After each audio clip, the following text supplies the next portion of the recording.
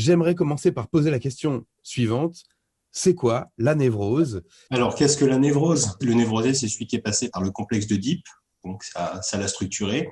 Donc, et il y a le mécanisme du refoulement qui se met en place avec des symptômes comme par exemple la phobie qu'on retrouvera pas dans la psychose, par exemple. Ça donne lieu aussi à de la culpabilité et peut-être aussi un certain conformisme, par exemple, alors que peut-être les psychotiques sont plus créatifs de ce point de vue-là. Je rajouterais par rapport à Hendrik, même sans être lacanien, c'est très intéressant de penser aussi la névrose d'un point de vue justement lacanien, qui est justement de considérer comme une structure.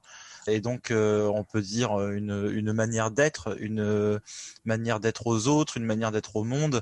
Mais c'est vachement intéressant de comprendre aussi comment est-ce que la névrose a été travaillée dans la psychanalyse, avec à la base la question des fameuses névroses actuelles, dont on parle plus aujourd'hui, mais qui étaient quand même là, les névroses d'angoisse, l'hypocondrie ou autre. Et en tout cas, pour moi, ce qui est le propre de la névrose, il y a la question de l'Oedipe. Alors, comme l'a dit Hendrik, moi je préfère utiliser la question du nom du père, mais ça c'est mon côté un peu relou, Lacan.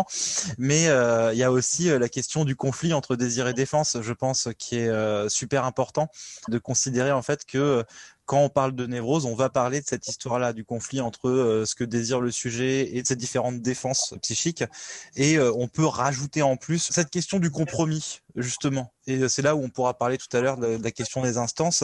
Et aussi, généralement, dans l'œuvre freudienne, souvent, quand on parle de névrose, on parle de tout ce qui est refoulé dans l'inconscient et qui vient de l'infantile aussi. Ça fait partie de tous les points, en fait, qu'on va retrouver quand on parle de la structure névrotique, généralement. Alors attention, ici, quand on emploie des termes, après on est obligé de les Oui. expliquer.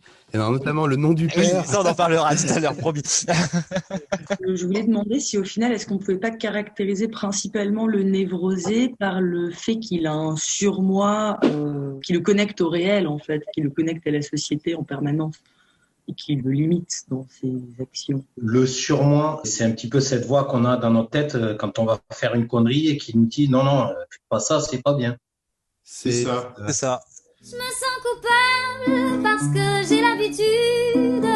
C'est la seule chose que je peux faire avec une certaine certitude. C'est rassurant de penser que je suis sûre de pas me tromper quand il s'agit de la question de ma grande culpabilité.